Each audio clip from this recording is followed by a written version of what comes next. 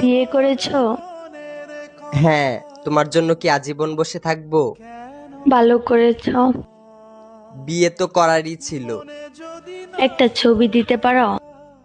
কিসের ছবি? ওই মানুষটা, যে মানুষটার সাথে বিয়ে হয়েছে। না না, তোমার নজর লেগে যাবে। না না না, আমি নজর লাগাবো না, একবার দেখেই ডিলিট করে দিব। না, আমার তোমার উপর ভরসা নেই। আমি ওর উপর কারো নজর লাগতে দেই না।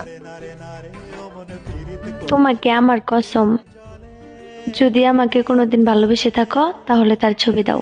যে আখি জলে ওরে মন প্রেমের ব্যথায় বুকের খাতায় এইটা তো আমার ছবি।